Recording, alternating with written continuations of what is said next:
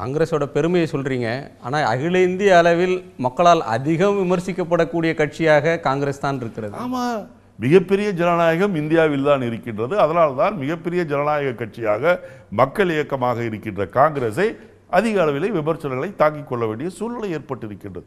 கம்யூனிஸ்டுகளை பற்றி அதிகமாக விமர்சனங்கள் வரவில்லை என்று சொன்னால் காரணம் அவர்கள் 2 மாநிலத்தோடு முடங்கி விடுகின்றார்கள். பாரதிய ஜனதா கட்சியை பொறுத்த தமிழ்நாட்டில் விமர்சனங்களே வருவதில்லை என்று சொன்னால் தமிழ்நாட்டில் பாரதிய ஜனதா கட்சி என்ற கட்சியே ஒரு இல்லாத நிலைமை தான் இருக்கின்றது.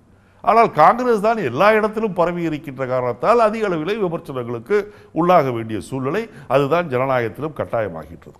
அகில இந்திய அளவில் மட்டும் இல்லை, தமிழ்நாட்டிலையும் காங்கிரஸ் கட்சி 67 ஆட்சி இழந்த பிறகு இப்போது தமிழ்நாட்டில் அப்படியே மெல்ல கழுதை தேய்ந்து கட்டெரும்பானது மாதிரின்னு சொல்லலாம். 22% மேலே வாக்கு இருந்த ஒரு கட்சி இப்போது 5% கீழே போயிடுச்சு. ஆளும் கட்சியாகவும் எதிர்கட்சியாகவும் இருந்த கட்சிக்கு இப்போ 5 எம்எல்ஏக்கள் தான் இருக்கிறாங்க. தமிழ்நாட்டில் உங்கள் கட்சிக்கு எதுவும் எதிர்காலம் இருக்கா சார்? நீங்களே சொல்லிட்டீங்க, கழுதை போல் இருந்தது கட்டெரும்பாக தேய்து விட்டது என்று. கட்டெரும்பு கூட யானையை வீழ்த்தியதாக வரலாறு உண்டு. ஆகவே கட்டெரும்பாக நாங்கள் இருந்தாலும் எழுந்து நிற்க வேண்டிய நேரத்தில் நிற்போம். வெற்றி பெற வேண்டிய சூழ்நிலை வரும்போது நாங்கள் கண்டிப்பாக வெற்றி பெறுவோம். ஆகவே கட்டெரும்பு என்று காங்கிரஸை சாதாரணமாக ஒதுக்கிவிடக்கூடாது. கட்டெரும்புக்கு யானையை கொல்லக்கூடிய திறமை இருக்கிறது என்பது உங்களுக்கு தெரிந்திருக்கும் என்று நம்புகின்றேன். காங்கிரஸ் கட்சிக்கு நிறைய தலைவர்கள் இருக்கிறாங்க, தொண்டர்கள் அவ்வளோ இருக்கிற மாதிரி தெரியல. அதாவது நீங்கள் ஒன்றை பார்க்க வேண்டும். 67 இன்றைக்கு வரைக்கும் எடுத்துக்கொண்டீர்களா, கிட்டத்தட்ட 50 ஆண்டு காலத்தை தாண்டி விட்டோம்.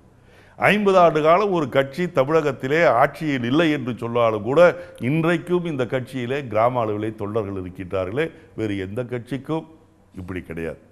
திராவிட முன்னேற்ற கழகம் ஆட்சியிலிருந்து போன சமயங்களிலெல்லாம் 1-2 வருடங்களுக்கு அந்த தொண்டர்கள் காணாமல் போய்விடுவார்கள். கரை வேட்டிகளை கட்ட மாட்டார்கள்.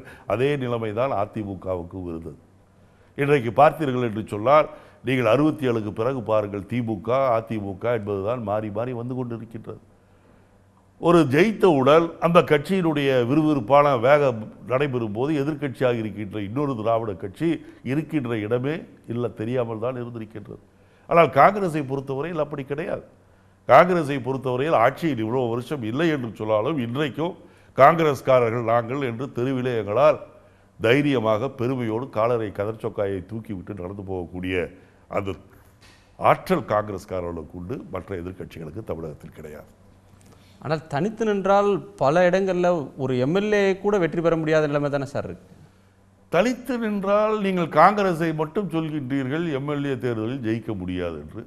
திராவிட முன்னேற்ற கழகம் தனித்து நின்று பார்க்கட்டுமே, அதிமுக தனித்து நின்று பார்க்கட்டுமே. 67 ஆட்சிக்கு வந்த திராவிட முன்னேற்ற கழகம் தனித்து நின்றா வெற்றி பெற்றார்கள். காங்கிரஸை தவிர அத்தனை கட்சிகளும் ஒன்றாக சேர்த்து கொண்டு நின்றுதானே இந்த தேர்தலிலே வெற்றி பெற்றார்கள். அதுதானே தொடர்கின்றது. மிகப்பெரிய மக்கள் செல்வாக்குள்ள தலைவர் என்று சொல்லக்கூடிய எம்ஜிஆர் அவர்களே கூட்டணி வைத்து தானே ஜெயித்திருக்கின்றார். ஆனால் கூட்டணி இல்லாமல் தமிழகத்தில் ஜெயித்த கட்சி எது என்று சொன்னால் அது காங்கிரஸ் ஒன்றுதான். காங்கிரஸ் ஒன்றுதான் 67 வரை ஆண்டது என்று சொன்னால் அதிலே பார்த்தீர்கள் 52வது வருஷத்தை தவிர மற்ற வருடங்களில் தனித்து நின்று ஆட்சியை பிடித்தது காங்கிரஸ் தான். ஆகவே தமிழகத்தில் தனித்து நின்று ஆட்சியை பிடிக்கக்கூடிய கட்சி என்றதை நிரூபணம் செய்தது, நிரூபித்தது காங்கிரஸ் கட்சி தானே ஒழிய மற்ற திராவிட கட்சிகள் கிடையாது. காங்கிரஸ்க்கு இன்றைக்கு அதற்கான தெம்பு இருக்கிறதா? நீங்கள் காங்கிரஸை நீங்கள் ஒரு குறுகிய வட்டத்திற்குள் அடைக்க பார்க்கின்றீர்கள். காங்கிரஸ் என்பது ஒரு மக்கள் இயக்கம். ஆகவே காங்கிரஸ்காரர்கள் என்பது கதர் சொக்காய் போட்டவன் தான் காங்கிரஸ்காரர் என்பது அர்த்தம் கிடையாது. சாதாரண மக்கள் இருக்கின்றார்களே, தேசபக்தி உள்ள மக்கள் அதிகமாக நம்மளுடைய நாட்டில் இருக்கின்றார்களே, அந்த தேசபக்தி உள்ள மக்களும் காங்கிரஸ் உணர்வாளர்கள் என்பதை நீங்கள் புரிந்து கொள்ள வேண்டும். வேண்டுமென்றால் வர இருக்கின்ற தேர்தலில் நான் இன்றைக்கு சவால் விடுகின்றேன். அதிமுக தனித்து நிற்கட்டும், திமுக தனித்து நிற்கட்டும், தேமுக தனித்து நிற்கட்டும், என்னுடைய அருமை நண்பர்கள் நம்முடைய சிவப்பு சட்டைக்காரர்கள் அவர்கள் தனித்து நிற்கட்டும், ராமதாஸ் தனித்து நிற்கட்டும், திருமாவளவன் தனித்து நிற்கட்டும், காங்கிரஸும் தனித்து நிற்கும். பார்க்கலாம் யாருக்கு செல்வாக்கு இருக்கின்றது. மக்கள் இயக்கம்னு சொல்றீங்க, ஆனால் மக்கள் நலன் சார்ந்த எந்த பிரச்சனையிலும் காங்கிரஸுக்கு ஒரு ஒரு ஒரு எந்த விதமான கருத்தும் இருப்பதாகவே தெரியவில்லையே சார். மக்கள் நலனுக்காக காங்கிரஸ் கட்சி தமிழ்நாட்டில் என்ன போராட்டத்தை நடத்தி இருக்கிறது? போராட்டம் நடத்தினால்தான் மக்கள் இயக்கம் என்று சொல்ற வாதத்தை என்னால் ஏற்றுக்கொள்ள முடியாது. கிராமப்புறத்திலே பல மக்கள், ஆயிரக்கணக்கான மக்கள் வருடம் முழுவதும் வேலை இல்லாமல் இருக்கின்றார்கள் என்ற காரணத்திற்காகத்தான் இன்றைக்கு கிராமப்புறங்களே வேலைக்கு உத்தரவாத மகாத்மா காந்தி வேலைக்கு உத்தரவாத திட்டத்தை கொண்டு வந்து இன்றைக்கு 120 ரூபாய் சம்பளம் இன்னைக்கு கொடுத்து கொண்டிருக்கின்றார்கள் என்று சொன்னால் இதை மக்களை பற்றி அக்கறை இல்லாத அரசாங்கம் என்று எப்படி சொல்ல முடியும்? மக்களை பற்றி அக்கறை இல்லாத கட்சி என்று நீங்கள் எப்படி சொல்ல முடியும்? அகில இந்திய அளவில் வந்த திட்டம் அதை நீ தமிழ்நாட்டில் மக்களை பாதிக்கிற காங்கிரஸ் கட்சி என்பது அகில இந்திய கட்சி தான். ஆகவே காங்கிரஸ் கட்சி என்பது தமிழ்நாட்டிற்கு ஒரு திட்டம், கேரளத்திற்கு ஒரு திட்டம் என்று கொண்டு வர முடியாது. நாட்டிற்கு உங்களுக்கு இமயமலையிலிருந்து கன்னியாகுமரி வரை இருக்கின்ற நாட்டிற்கு ஒரே திட்டத்தை தான் கொண்டு வர முடியுமே ஒழிய இன்றைக்கு இந்த கிராமப்புறத்தில் இருக்கின்ற மக்களுக்கு இவ்வளவு கிட்டத்தட்ட 100 நாட்கள் இன்றைக்கு 136 ரூபாய் தடங்கள் இல்லாமல் கிடைத்துக் கொண்டு அதில் சில தவறுகள் நடக்கின்றது, நான் ஒத்துக்கொள்கின்றேன். தவறுகள் நடப்பதற்கு காரணம் மாநில சர்க்கார். ஏனென்றால் அந்த திட்டத்தை அமுல்படுத்துவது, அந்த திட்டத்திலே உரிய சம்பளத்தை கொடுக்க வேண்டிய பொறுப்பு மாநில சர்க்காரிடம் இருக்கின்றது. அதிலே சில தவறுகள் நடைபெறுகின்றது, நான் ஒத்துக்கொள்கின்றேன். ஆனால் இன்றைக்கு கிராமப்புறத்திலே குறிப்பாக ஏழை எளிய மக்களிலே வயதானவர்கள் சந்தோஷமாக இருக்கின்றார்கள் என்று சொன்னால் இந்த திட்டத்தின் காரணமாகத்தான் என்பதை நீங்கள் புரிந்து கொள்ள வேண்டும்.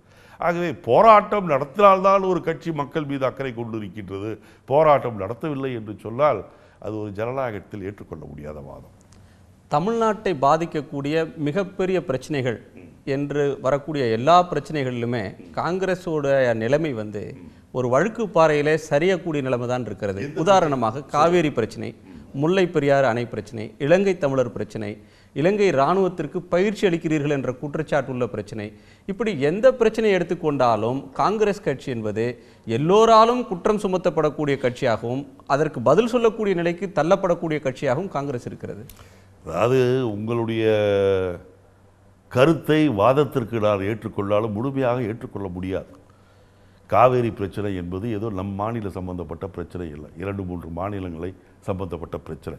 அதற்கு தீர்வு காண வேண்டும் என்பது மத்திய சர்க்காரும் காண முடியாமல் இப்போது நீதிமன்றம் தான் காண வேண்டிய ஒரு அவசியம் ஏற்பட்டிருக்கின்றது. 2வது சொல்கின்றீர்கள் இலங்கை இராணுவத்திற்கு இங்கே பயிற்சி அளித்தோம் என்று. நீங்கள் ஒன்றை மறந்து விடுகின்றீர்கள். இன்றைக்கு உலகத்திலே மிகப்பெரிய வில்லன்கள், மிகப்பெரிய விரோதிகள் என்று சொல்லக்கூடியவர்கள் யார் என்று சொன்னால் அமெரிக்காக்காரனும் ரஷ்யாக்காரனும்.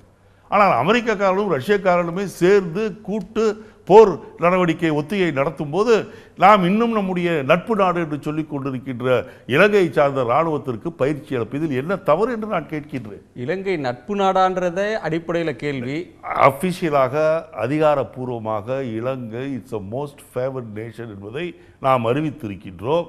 அதிலே யாருக்கும் எந்த விதமான இதுவும் தேவை கிடையாது. ஒரு கட்சி மாநிலத்திலே வேரூன்ற வேண்டுமென்றால் அந்த மாநில மக்களுடைய உணர்வுகளை வெளிப்படுத்த வேண்டும். உங்கள் கட்சியைச் சேர்ந்த மத்திய அமைச்சர் வாசன், தமிழ்நாடு காங்கிரஸ் கட்சியின் தலைவர் ஞானதேசிகன் போன்றவர்கள் கூட இந்த இராணுவத்திற்கு பயிற்சி அளிப்பதை, இலங்கைக்கு பயிற்சி அளிப்பதை கூடாது என்று எதிர்க்கிறார்கள்.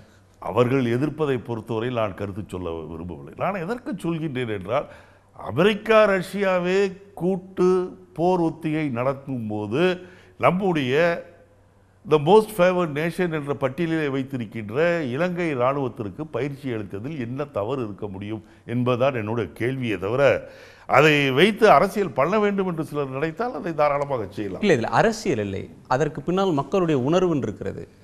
2009 மே மாதத்தில் முள்ளிவாய்க்காலில் நடந்த ஒரு மிகப்பெரிய படுகொலையை, லட்சக்கணக்கான அப்பாவி மக்கள் இறந்து போனதற்கு காரணமான இலங்கை இராணுவத்திற்கு தமிழ்நாட்டிலேயே, தமிழ் மண்ணிலேயே மீண்டும் பயிற்சி அளிப்போம் என்பது இந்த மக்களுடைய உணர்வுகளை மத்திய அரசு மதிக்கவில்லை என்றுதான் மக்கள் குற்றம் சாட்டுறாங்க. நீங்கள் இலங்கை அரசு மீது அப்பாவி தமிழ் மக்களை கொன்றார்கள் என்று எவ்வளவு தூரத்துக்கு குற்றம் சாட்டுகின்றீர்களோ, மற்ற போராளி தலைவர்களை கொண்டு சாய்த்தது பாண்டி பஜாரிலேயே நடந்தது. அங்கே லட்சக்கணக்கான தமிழ் முஸ்லீம்களை 24 மணி நேரத்திலே ஊரை காலி செய்து கொண்டு ஓடிப்போய் என்று சொன்னதும் இதே பிரபாகரன் தான். இதே பிரபாகரன் தனக்கு எதிராக இருக்கின்றார்கள் என்ற காரணத்திற்காக அவர்களும் நாட்டு விடுதலைக்காக போராளிகளாக இருந்தாலும் அவர்களையும் கடந்த கால வரலாறுக்குள்ள ரொம்ப போறீங்க. நான் பேசுவது நிகழ்கால வரலாறு. லட்சக்கணக்கானவர்களை ஒரு அரசாங்கம் சொந்த மக்களை கொன்றதை எதிர்த்து உங்கள் தலைமையிலான காங்கிரஸ் கட்சியின் தலைமையிலான மத்திய அரசாங்கமே இனப்படுகொலை நடந்திருக்கிறது, போர்க்குற்றம் நடந்திருக்கிறது, அதை விசாரிக்க வேண்டும் என்று தீர்மானம் போடுவதற்கு ஐநா சபைக்கு நீங்கள் போகிறீர்கள். உண்மைதான், ஐநா சபைக்கு போயிருக்கின்றோம். இலங்கை மீது நடவடிக்கை எடுக்க வேண்டும் என்று நாங்கள் சொல்கின்றோம். அதே குற்றச்சாட்டை பிரபாகரன் மீதும் நாங்கள் சுமத்துகின்றோம். இலங்கை பிரச்சனையில கூட நீங்கள் எடுத்த ஒரு தீவிரமான நிலைப்பாட்டிற்காக சிறிய அமைப்புகள், சீமான் தலைமையிலான அமைப்பு, அப்போது அவர் பெரிய அரசியல் கட்சி கூட தொடங்கவில்லை, பல தமிழ் அமைப்புகள் உங்கள் மீது தனிப்பட்ட முறையிலே காங்கிரஸ்காரர்களை தோற்கடிக்க வேண்டும், குறிப்பாக உங்களை தோற்கடிக்க வேண்டும், சேலத்தில் நின்ற தங்கபாலுவை, மயிலாடுதுறையில் இருந்த மணிசங்கரையர், சிவகங்கையில் சிதம்பரம் கூட குறைந்த வாக்கில் தான் வெற்றி பெற்றார். அப்படி சிறிய அமைப்புகள் அவர்கள் கூட ஒரு வலிமையாக பிரச்சாரம் செய்து உங்களை தோற்கடிக்க முடியும் என்ற நிலை இருக்கிறதே, இது வந்து நீங்கள் மக்களிருந்து அந்நியப்பட்டு விட்டது தானே, மக்கள் உணர்வுகளிலிருந்து தள்ளி போனதானே சார். நீங்கள் ஒரு பொய்யான விஷயத்தை பரப்பும் போது ஆரம்பத்திலே அதற்கு கொஞ்சம் ஊக்கம் கிடைக்கலாம். இப்போ இன்றைக்கு இருக்காரு சீமான் இருக்காரு, இன்னைக்கு இவ்வளோ பெரிய வாதாடுகின்றார். உண்மை என்ன என்பதை இதே சீமான் இன்னும் 5-6 வருடங்களுக்குள் புரிந்து கொண்டு தன்னுடைய கருத்தை மாற்றிக்கொள்வார் என்று நான் முழுமையாக நம்புகின்றேன்.